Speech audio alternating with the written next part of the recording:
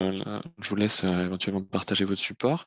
Donc, bonjour à tous. Ce matin, effectivement, une première présentation qui va porter sur l'accès précoce et l'accès compassionnel. Donc, je vous remercie d'être présente et puis de nous faire bénéficier de vos lumières sur ces notions.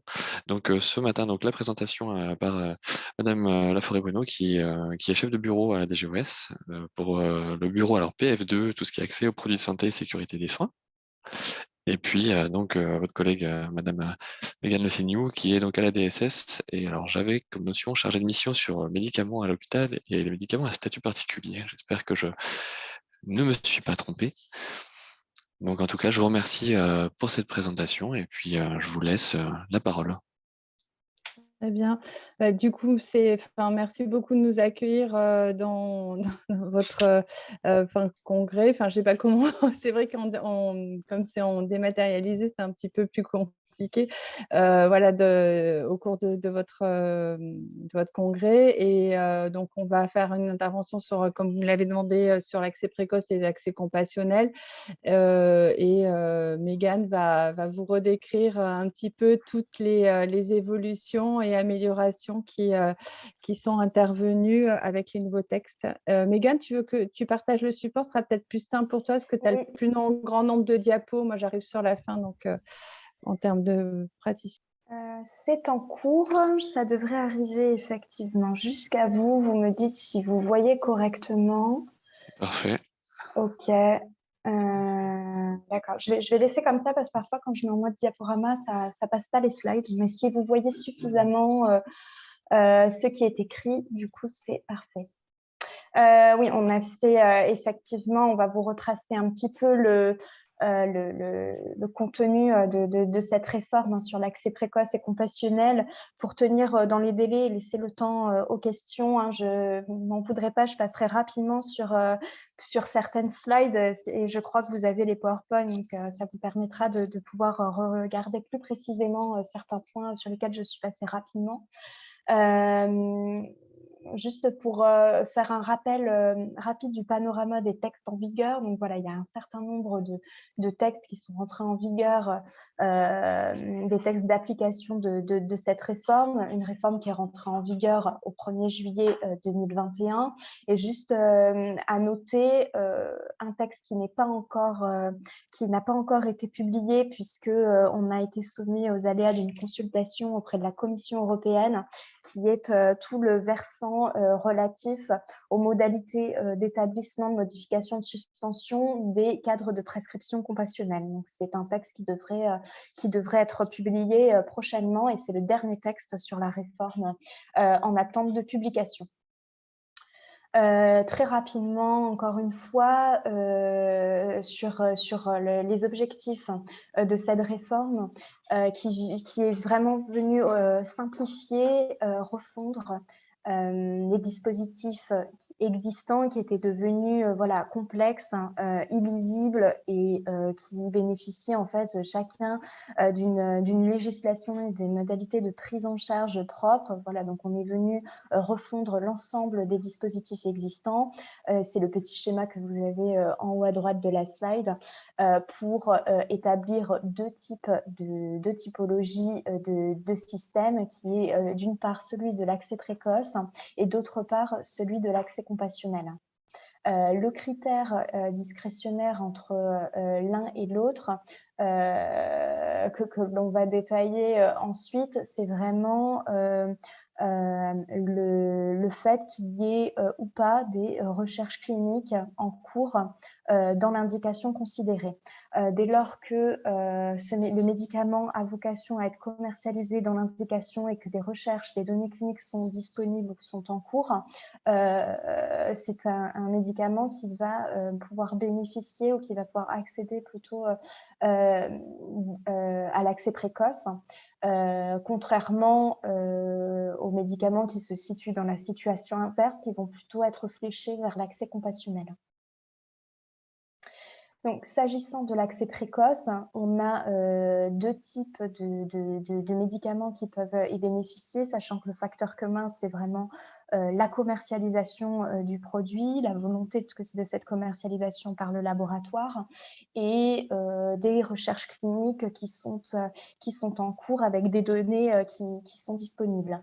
Vous pouvez intégrer l'accès précoce, que ce soit dans une phase pré-AMM ou post-AMM. Donc, ça me permet d'embrayer sur les critères d'évaluation hein, de ces accès précoces qui sont au nombre de 5. 4 d'entre eux sont évalués par la HAS et sont communs hein, d'ailleurs à toutes les demandes, qu'il s'agisse d'indications qui ont obtenu l'AMM ou qui n'ont pas encore obtenu l'AMM. Donc, les critères évalués par la HAS, il faut qu'il s'agisse que le médicament, l'indication considérée concerne une maladie grave, rare ou invalidante, que la mise en œuvre du traitement ne puisse pas être différée, qu'il n'y ait pas de traitement approprié et une présomption d'innovation.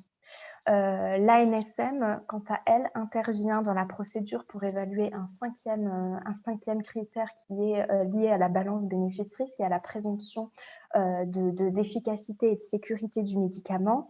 En d'autres termes, l'ANSM intervient dans la procédure d'évaluation uniquement pour les médicaments qui sont en pré-AMM, puisque ce critère est présumé être rempli pour les médicaments, les indications de médicaments qui solliciteraient l'accès précoce dans une phase post-AMM.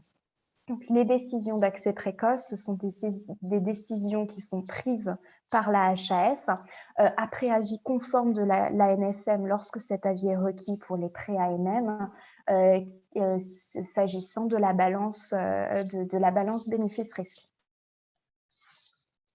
Lorsqu'un laboratoire s'engage vers la voie de l'accès précoce, qui dépose un dossier auprès de la HAS et le cas échéant auprès de la NSM, il s'engage à respecter un certain nombre d'items qui va conditionner finalement son éligibilité à l'accès précoce tout au long du processus.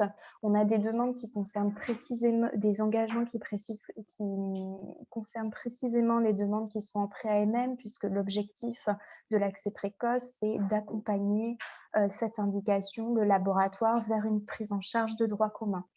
Dès lors, le laboratoire il doit déposer une demande d'AMM dans un délai déterminé, suivant l'octroi de son autorisation d'accès précoce.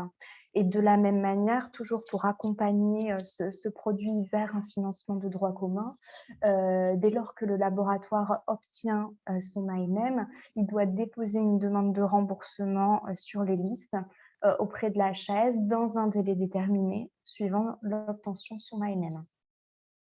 Les engagements qui sont communs, quant à eux, à toutes les demandes, c'est l'engagement du laboratoire à financer le recueil de données selon un cahier des charges qui aura été prédéfini conjointement par la NSM et la HAS et qui est mis en place très en amont puisqu'il est mis en place dès l'octroi de l'accès.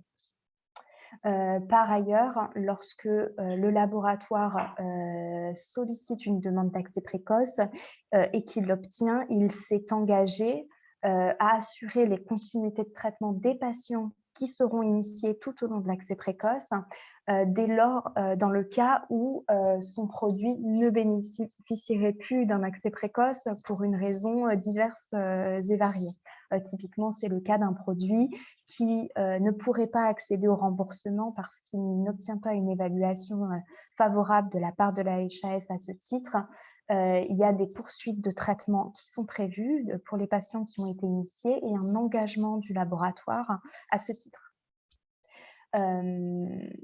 Pour toutes les demandes, un PUT, donc un protocole d'utilisation et un recueil de données est à respecter par les prescripteurs et les pharmaciens. C'est en fait l'obligation qui découle et qui est pendante, corrélée à celle de l'engagement du laboratoire à financer le recueil de données.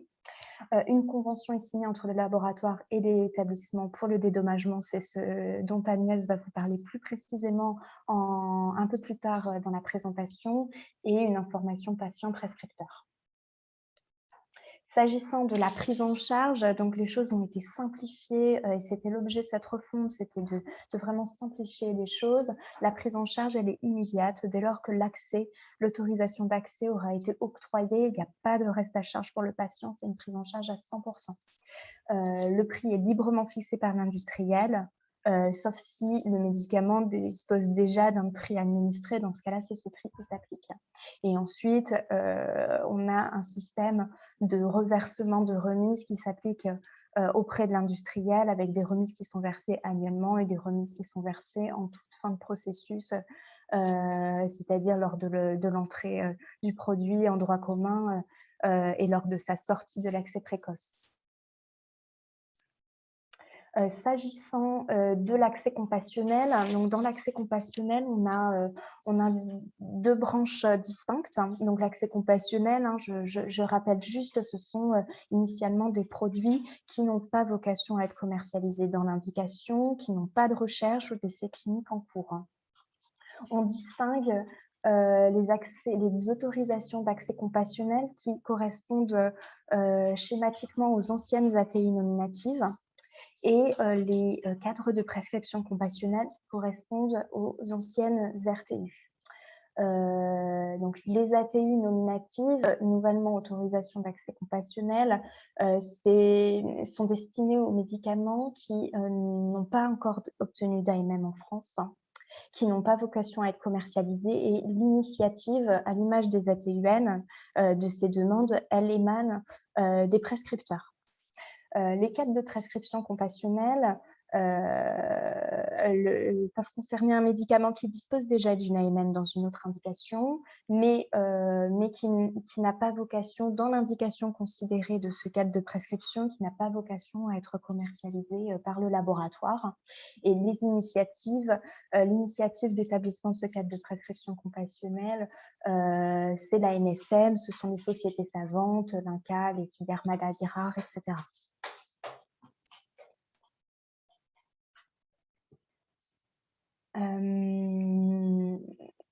S'agissant des autorisations d'accès compassionnel,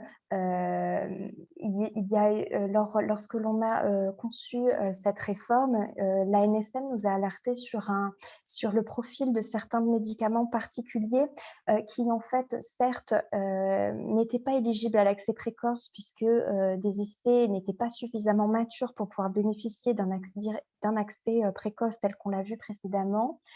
Cependant, ils ne répondent pas strictement à la condition selon laquelle il n'y a aucun essai clinique en cours et une absence de volonté de commercialisation du produit. Il y a un certain nombre de produits qui se situent très en amont de cette phase d'essai clinique. Donc, il y a des essais cliniques, mais qui sont réalisés de manière très précoce. Et donc, on a imaginé au sein de cet accès compassionnel un système un petit peu de transition, un petit peu hybride, qui permettrait l'accès de ces médicaments qui sont en phase très précoce, qui pourrait intégrer un schéma d'accès compassionnel et qui permettrait d'être accompagné, d'être une sorte de transition vers une bascule ultérieure vers l'accès précoce. C'est-à-dire qu'en fait, un médicament qui se situerait sur ce profil-là, avec un développement dans l'indication, arriverait en accès compassionnel et devrait s'engager dans un délai déterminé à déposer un accès précoce et switcher vers le premier dispositif que l'on a vu. Donc voilà, je vais passer rapidement, mais voilà le circuit finalement d'un nouveau médicament qui arriverait en accès compassionnel. C'est un circuit qui est sensiblement identique à celui des ex-ATU nominatives, avec une demande qui émane d'un prescripteur et qui est effectuée sur e-Saturn, avec une instruction de cette demande qui est réalisée par la NSM, qui va venir collecter un certain nombre d'informations, notamment auprès de l'industriel, afin de savoir justement si il y a des essais cliniques en cours ou pas pour ce produit dans l'indication considérée.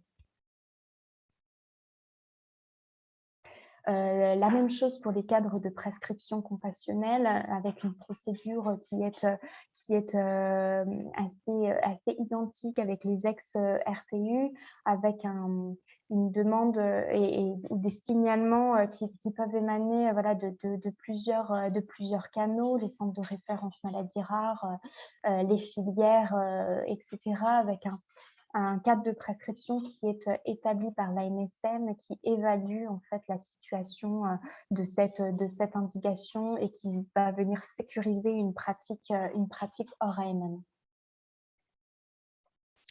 La prise en charge, qu'il s'agisse des autorisations d'accès compassionnel ou des cadres de prescription compassionnelle, elle est à l'image de l'accès précoce, immédiate dès lors que l'autorisation a été délivrée par l'ANSM, sans reste à charge, voilà, immédiate par le patient sans reste à charge. Le prix est librement fixé par l'industriel, sauf s'il existe déjà un prix, et on applique également un système de remise auprès du laboratoire. S'agissant des médicaments qui bénéficient d'accès précoce ou d'autorisation d'accès compassionnel, on est sur un usage strictement hospitalier. S'agissant des cadres de prescription compassionnelle, ils peuvent être dispensés en ville.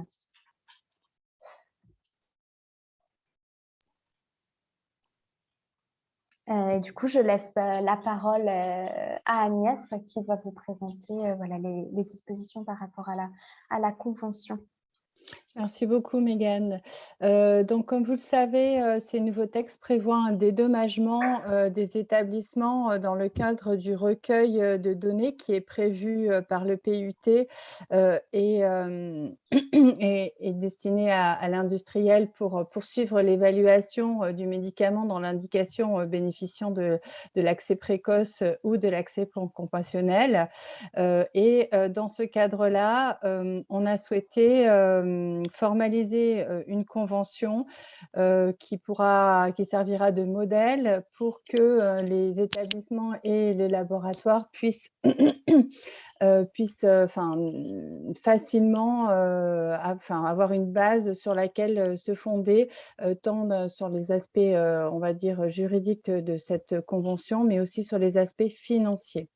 Donc, les travaux sont en cours. Il y a eu des échanges évidemment avec les industriels, mais également avec les hospitaliers sur cette convention, et nous espérons aboutir sur une version finalisée avant la fin de l'année. Voilà, donc tu peux passer à la, à la diapositive suivante.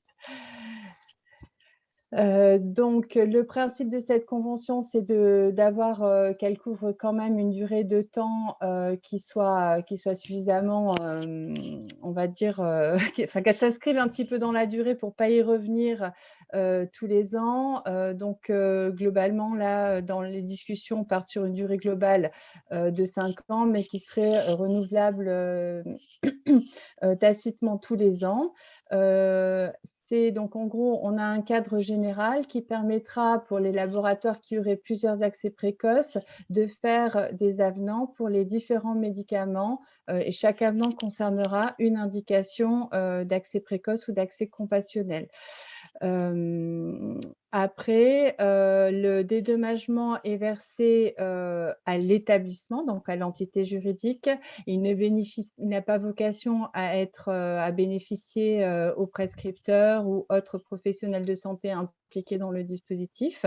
Et de ce fait, il y aura une déclaration qui est prévue parce que les entreprises sont obligées de déclarer dans le cadre des dispositifs de lutte contre j'ai plus le mot, mais de lutte pas contre la fraude, mais contre la corruption, voilà, c'est ça, de déclarer les sommes qui sont versées, mais elles seront déclarées au titre de l'établissement de santé, mais pas des professionnels de santé impliqués dans le dispositif. Étant entendu qu'évidemment, c'est l'entité juridique qui est bénéficiaire de ce dédommagement. L'annexe, cette convention comprend différentes annexes. Donc, elle reprend la liste des coordonnées des contacts au sein de l'entreprise et de l'établissement, tout ça pour faciliter les échanges éventuels à prévoir. La liste des médicaments indications qui entrent dans le cadre de cette convention et des dédommagements à percevoir. Un modèle de bilan annuel puisque le versement du dédommagement est prévu à l'année N+1 dans un calendrier qui est précisé dans la convention et qui a priori s'étalerait au plus sur les premiers mois de l'année, enfin les 6 premiers mois de l'année, puisque on prévoit une phase en gros, on va dire contradictoire, l'industriel faisant un bilan de l'ensemble des remontées faites dans le cadre des PUT et il les soumet à l'établissement en valorisant le dédommagement qu'il calcule au regard de cet état des lieux. Et l'établissement a la possibilité évidemment de manifester un désaccord ou de revoir avec le laboratoire certains calculs de dédommagement si ça ne lui semble pas adapté. Donc ça, évidemment, ça s'inscrit, il faut laisser un petit peu de temps en début d'année pour stabiliser le dédommagement à verser. Donc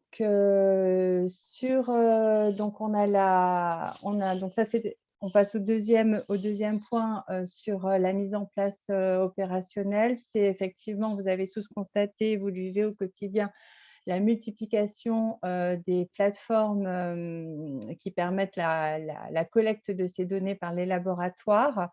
Donc, ce qu'il est prévu, c'est de faciliter l'accès à ces plateformes par un système d'accès, un portail d'authentification unique qui passerait par le dispositif proposé par l'ATIH qui s'appelle Passerelle Plage, que certains d'entre vous connaissent peut-être déjà, et qui est à disposition dans tous les établissements hospitaliers et tous les professionnels de santé ou intervenants au sein d'un hôpital ont la possibilité, dans la mesure où ils ont d'avoir accès, d'avoir un compte Passerelle Plage avec accès à certains domaines. Donc, en l'occurrence, le domaine plage qui serait visé, là, ça serait celui, on l'appelait accès précoce ici, il s'appellera globalement comme ça, enfin, on n'a pas encore stabilisé bien le nom, mais c'est le principe, c'est-à-dire que ça sera la porte d'entrée vers les plateformes des laboratoires, entendu que chaque plateforme reste la propriété du laboratoire et qui est responsable de sa gestion et de son organisation. Donc, simplement, en gros, une fois le passé connecté sur Passerelle Plage, vous pourrez avoir accès aux différentes plateformes d'accès précoce et d'accès compassionnel sans avoir à ressaisir des mots de passe ou de vous authentifier de nouveau. On va évidemment avoir des profils utilisateurs, donc médecins, pharmaciens, mais également un profil administratif, donc entendu que le profil administratif n'a pas vocation à avoir accès aux données cliniques, mais cette possibilité est laissée puisque dans la convention, les industriels veulent éventuellement envisager la possibilité d'avoir des signatures électroniques de la convention de dédommagement. Donc, ça serait via ce profil, on pourrait mettre en œuvre cette possibilité. Et donc aussi, ça impliquera que chaque utilisateur, et notamment les prescripteurs et les pharmaciens, ait un compte plage pour leur permettre d'avoir accès aux différentes plateformes. Donc globalement, ça c'est un petit schéma qui résume ce que je viens de vous expliquer.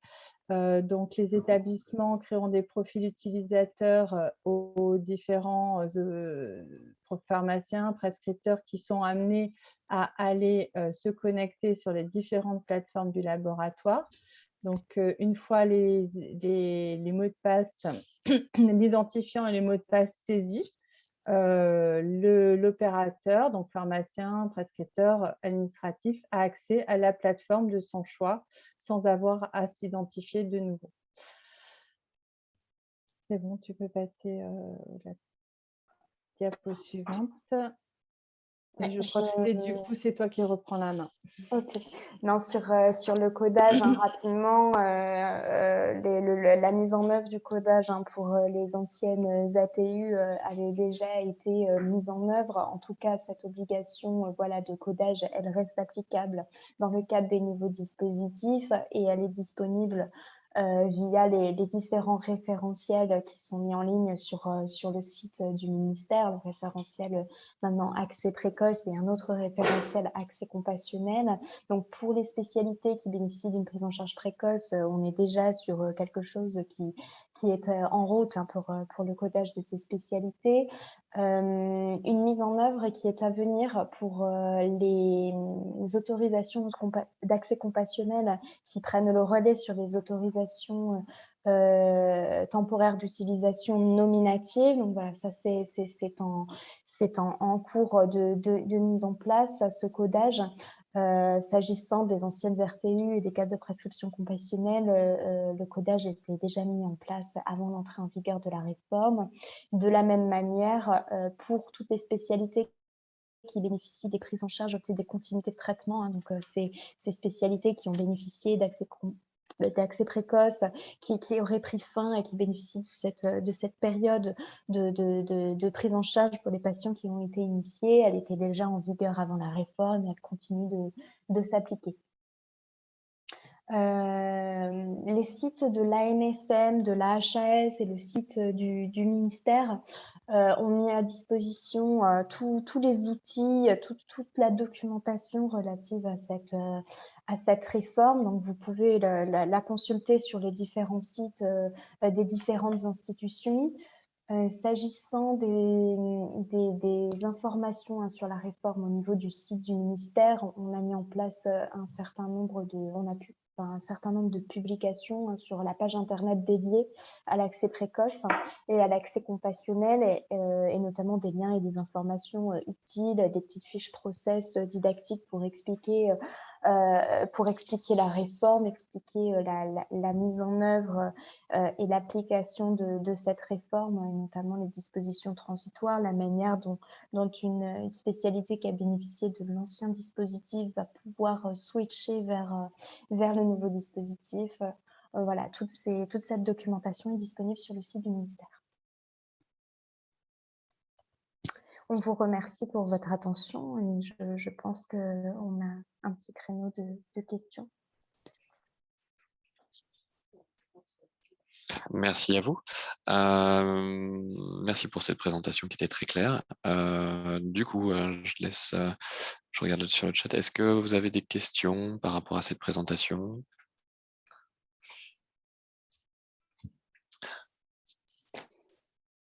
Écoutez, ça a l'air d'être pour l'instant assez clair pour tout le monde. Cela dit, alors moi j'avais quelques interrogations. Alors à l'heure actuelle, effectivement, alors ma connaissance n'est pas exhaustive, donc c'était très bien que vous puissiez nous faire bénéficier de vos lumières par rapport à ce sujet. Donc effectivement, je sais que par exemple certaines de nos spécialités ont à l'heure actuelle des demandes de RTU qui ont été faites.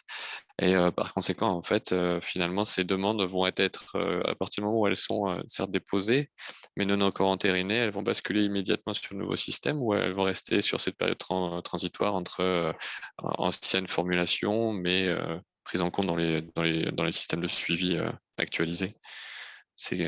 Je pense forcément à tout ce qui est demande RTU pour le Utatera, par exemple, dans des indications autres que celles à l'heure actuelle reconnues dans la MM. Oui, c'est une question par rapport à la transition. Alors, j'ai l'impression que vous faites part dans votre exemple des nouvelles demandes, des nouveaux cadres qui pourraient être octroyés donc à partir de l'entrée en vigueur de la réforme, qui effectivement serait soumise à ces nouvelles dispositions. S'agissant en fait de toutes les RTU qui ont déjà été octroyées avant l'entrée en vigueur de la réforme, elles restent soumises aux dispositions notamment de prise en charge qui étaient en vigueur avant le 1er juillet 2021. Cependant, toutes les nouvelles demandes et les nouveaux cadres de prescription compassionnelle qui pourraient être accordés par la NSM seraient soumises à ces nouvelles dispositions, notamment par rapport à la prise en charge. D'accord.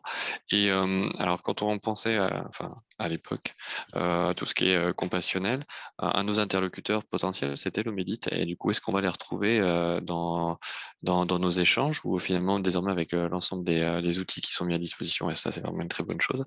Est-ce que du coup, finalement, on ne passera plus du tout par eux ou est-ce que ça reste tout de même un interlocuteur à contacter le cas échéant, sur des sujets de dossiers compassionnels pour la prise en charge de nos patients? Dans le cadre des ex-ATU nominatifs, c'est ça? Ou des Oui, solutions? enfin voilà, même certaines demandes compassionnelles de manière générale, effectivement, il y avait des cheminements un peu particuliers, ouais, et c'est vrai que ça faisait partie des interlocuteurs qu'on pouvait solliciter, puisqu'ils sont en général aussi dispatchés sur le territoire. Mmh. Donc du coup, finalement, on n'aura plus du tout pas la possibilité, mais finalement la nécessité de passer par eux. On pourra directement tout faire désormais avec les différents outils, que ce soit Plage, comme vous Saturne, ouais. l'évoquez, Saturne. Du coup, voilà, maintenant, on fonctionnera quasiment tout le temps de manière dématérialisée, en pratique. Oui, en pratique, enfin, les demandes d'accès compassionnel, elles passent par e-Saturne. Oui, effectivement. En fait, j'ai l'impression qu'il y a peut-être deux Choses. temps dans ce que vous dites.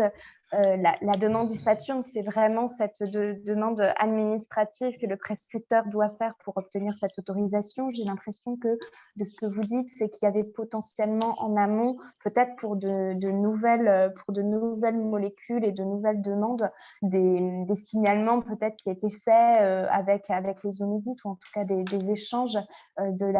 Pareil pour les signalements, peut-être s'agissant des RTU. Je pense pas que l'entrée en vigueur de la réforme, en tout cas, elle modifie cette procédure qui est faite en amont. D'accord.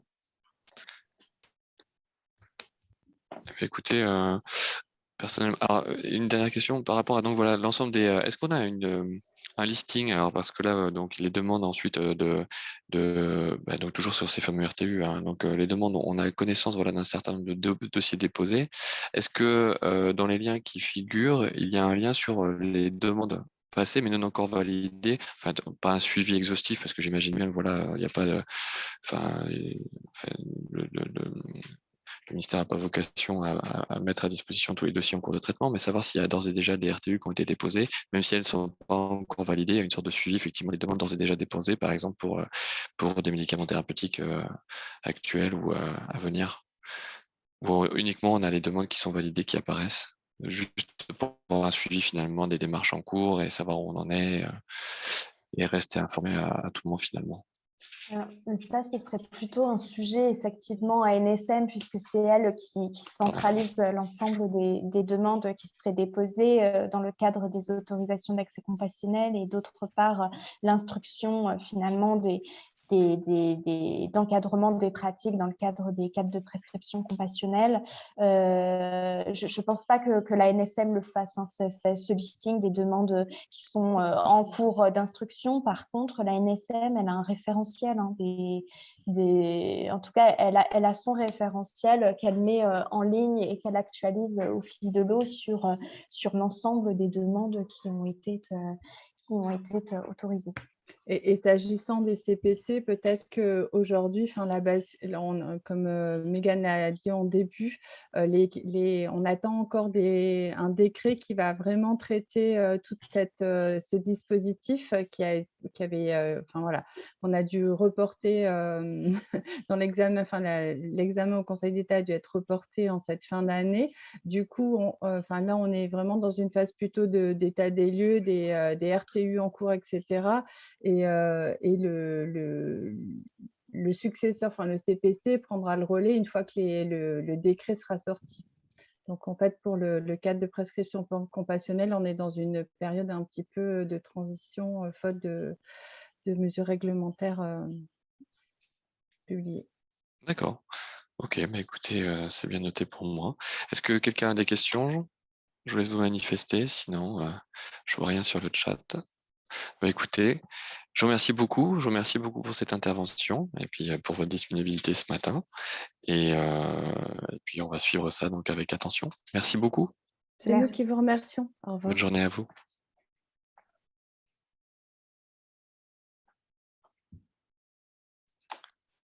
Voilà.